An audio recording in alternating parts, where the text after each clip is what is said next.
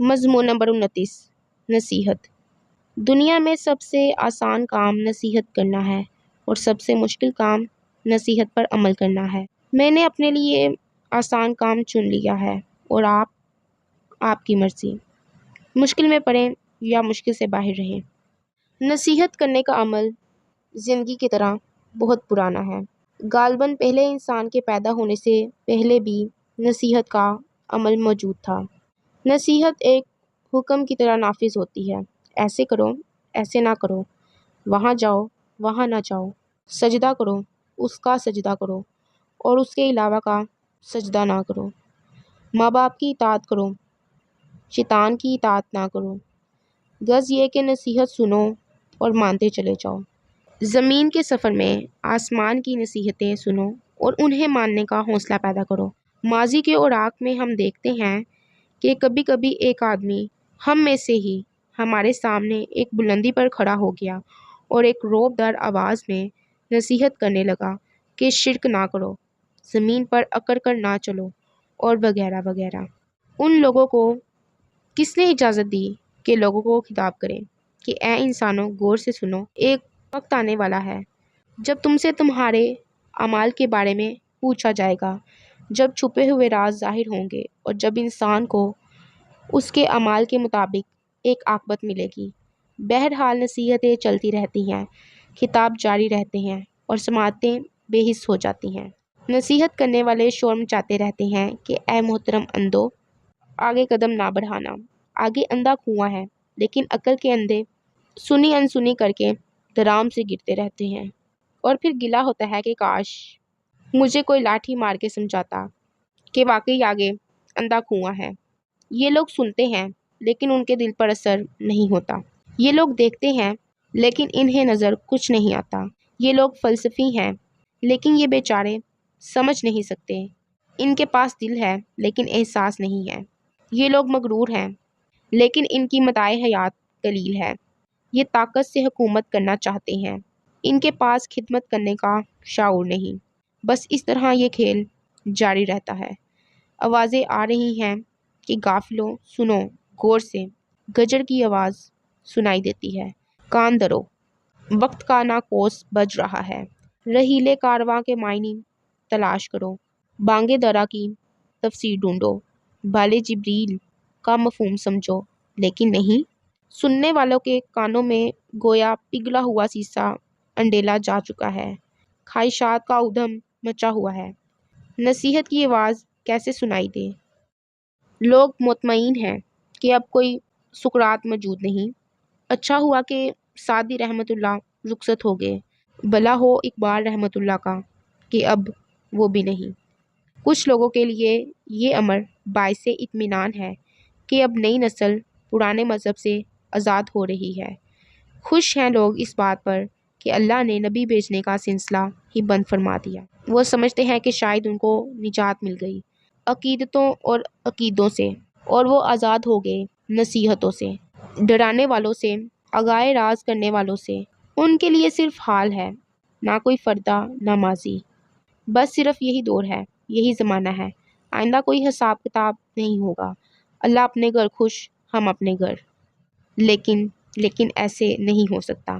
پیدا کرنے والے نے زندگی اور موت پیدا کی، یہ دیکھنے کے لیے کہ کون نصیحت کرتا ہے اور کون نصیحت پر عمل کرتا ہے، کون سعادت مند ہے جو دوسروں کے تجربات سے فائدہ حاصل کرتا ہے، کون ہے خوش نصیب جو نصیحت کے چراغ کی روشنی میں زندگی کی تاریکیوں سے آزاد ہو جاتا ہے، اور کون ہے وہ جو اس زندگی اور اس زندگی کے انعامات سے سرفراز ہوتا ہے۔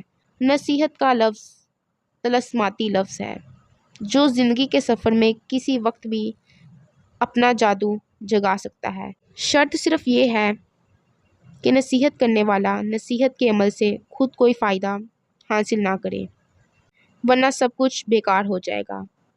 مخلص کی تعریف ہی یہ ہے کہ آپ کے ساتھ آپ سے زیادہ مہربان ہو، وہ جو اپنے آپ کو بھول کر آپ کو یاد رکھے، وہ جو تم سے تمہاری بہبود کے علاوہ کسی اور معاوضے کا متمنی نہ ہو۔ نصیحت کرنے والا مخلص نہ ہو تو نصیحت بھی ایک پیشہ ہے، پیشہ ور کی نصیحت نہیں کہلائی جا سکتی۔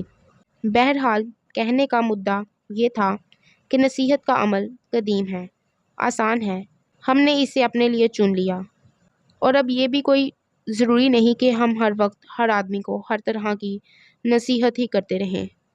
نہیں، ایسے نہیں۔ نصیحت کا پہلا اصول یہ ہے کہ نصیحت کرنے والا نصیحت سننے والے سے کچھ نہ کچھ تعلق ضرور پیدا کرے۔ بے تعلق نصیحت یا بے تعلق تبلیغ ایسے ہے جیسے زبان غیر میں تقریر کرنا۔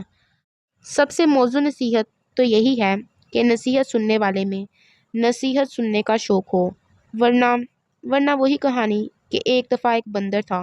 بندر اور بیا پاس پاس رہتے تھے، پڑوسی تھے۔ بیا سارا سال خوبصورت گھونسلہ بناتا اور سردی میں اس میں آرام کرتا۔ بندر تو بس بندر ہی تھا۔ ایک دفعہ کیا ہوا کہ بندر سردی میں ٹھٹھر رہا تھا اور بیا اپنے آشیانے میں لطف اندوز ہو رہا تھا۔ بیا کو کیا سوجی کہ وہ بندر کو دیکھ کر نصیحت کرنے لگا۔ بولا، بھائی بندر، میں نے تمہیں 1000 بار کہا تھا کہ موسم سرما آنے والا ہے، اپنے لیے آشیانہ بنا لو، مگر تم نے ایک نہ مانی۔ بندر یہ سن کر ناراض ہو گیا۔ اس نے کہا، اتنے سے پرندے اور اتنے بڑے بندر کے سامنے زبان کھولتے ہوئے شرم نہیں آتی؟ تجھے نصیحت کا حق کس نے دیا؟ لا میں تجھے گھونسلہ بنا کے دکھاؤں۔ بندر نے بندروں والا کام کر دیا اور بیا کا گھونسلہ توڑ دیا گیا۔ بندر نے اپنا آشیانہ نہ بنایا، ناسے کا آشیانہ توڑ دیا۔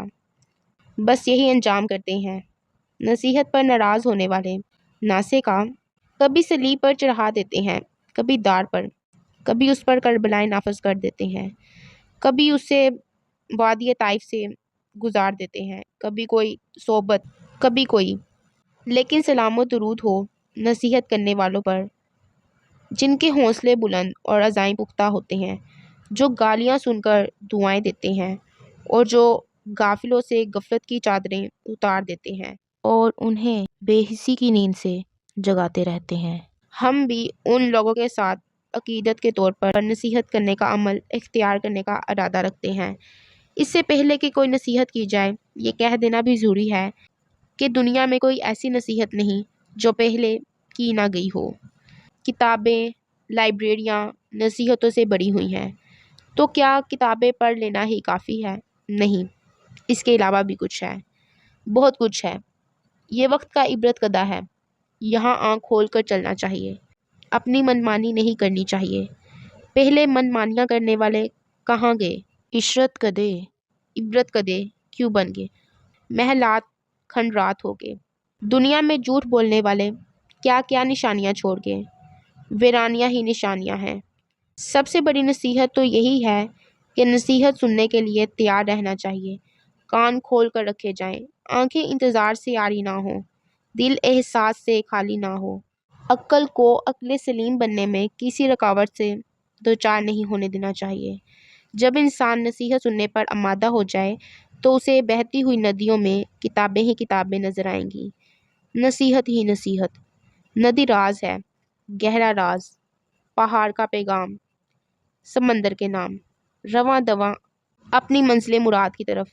نصیحت ہے ان لوگوں کے لیے جو اولی الالباب ہیں، ندی ہی پر موقوف نہیں۔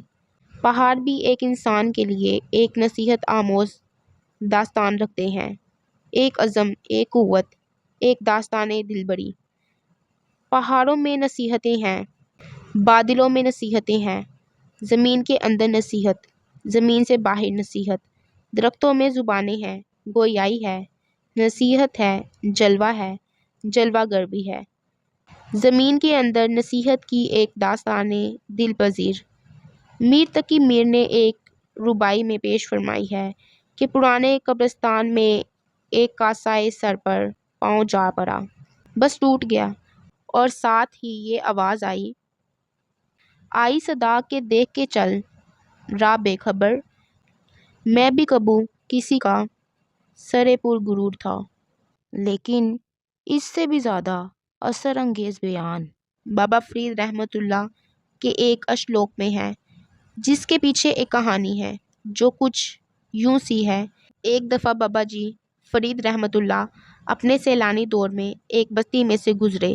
دیکھا کہ ایک خوبصورت عورت ایک غریب عورت کو مار رہی ہے۔ بابا جی نے وجہ دریافت فرمائی۔ اطلاع ملی کہ یہ امیر عورت ایک عیشت گاہ کی مالکہ ہے اور غریب اس کی ملازمہ بلکہ مشاطہ۔ اس دن نوکرانی نے مالکن کو کاجل ڈالا اور اس کے ساتھ کوئی ریت کا ذرہ بھی تھا جو اس کی خوبصورت آنکھوں میں بڑا تکلیف دہ لگا، اس لیے اس نے خادمہ کو مارا۔ بابا جی اپنے سفر پر گامزن ہو گئے۔ ایک مدت کے بعد واپسی کا سفر شروع ہوا اور اسی بستی کے قبرستان میں قیام کے دوران بابا جی نے ایک عجیب منظر دیکھا۔ ایک چڑیا نے ایک انسانی کھوپڑی میں اپنے بچے دیے ہوئے تھے۔ وہ چڑیا آتی اور چونچ میں خوراک لا کر بچوں کو کھلاتی، لیکن بچے کھوپڑی کی آنکھوں سے باہر منہ نکالتے اور خوراک لے کر اندر چلے جاتے۔ انسانی کھوپڑی کا یہ مصرف بابا جی کو عجیب سا لگا۔ انہوں نے یہ دیکھنے کے لیے مراقبہ کیا کہ یہ کھوپڑی کس آدمی کی ہے۔ انہیں معلوم ہوا کہ یہ تو اسی خوبصورت عورت کی ہے جو آنکھ میں ریت کا ذرہ برداشت نہ کرتی تھی۔ آج اس کی آنکھوں میں چڑیا کے بچے بیٹھے ہوئے ہیں۔ بابا جی نے اشلوک کہا۔ جن لوئی جگ موہیا سو لوئی میں ڈٹھ، کجرا ریکھ نہ سہندیاں تے پنچھی سوئے بیٹھ۔ جو آنکھیں جگ کو موہنے والی تھی، آج میں نے وہ آنکھیں دیکھ لی۔ کاجل میں ریت کا ذرہ برداشت نہ ہوا، آج پنچھی کے بچے اسی آنکھ میں بیٹھے ہیں۔ بہرحال نصیحت ہر طرف لکھی گئی ہے، ہر سانس نصیحت، ہر جلوہ نصیحت، تنہائی نصیحت، محفل نصیحت، ذرہ ذرہ اور قطرہ قطرہ نصیحت۔ قبول کرنے والا ہو تو عطا کرنے والا دور نہیں۔ ذوق سجدہ مل جائے تو آستانہ مسجود پاس ہی ہے۔ آنکھ منتظر ہو تو جلوہ بےتاب ہو کر سامنے آئے گا۔ خبر دینے والا ایک بڑی خبر لے کر پھر رہا ہے، آپ کے لیے، آپ کے فائدے کے لیے، آپ کی بچت کے لیے۔ مخبر کا انتظار کرو۔ آپ میں سے ہی، آپ کے آس پاس آپ جیسا انسان، کوئی انسان نہ جانے کب کہاں بولنا شروع کر دے۔ سماعت متوجہ رکھو۔ آپ کے اپنے ہی اندر سے آواز آ سکتی ہے۔ دوسروں کی خامیوں پر خوش ہونے والوں، کوئی اپنی خوبی ہی بیان کرو۔ اسلام سے محبت کا دعویٰ کرنے والوں، مسلمانوں سے نفرت نہ کرو۔ آپ کی آنکھ میں کھٹکنے والے خار کسی اور نگاہ کے منظور نظر بھی ہو سکتے ہیں۔ نصیحتوں پر ناراض نہ ہونا چاہیے، بندر اور انسان کا فرق قائم رکھنا چاہیے۔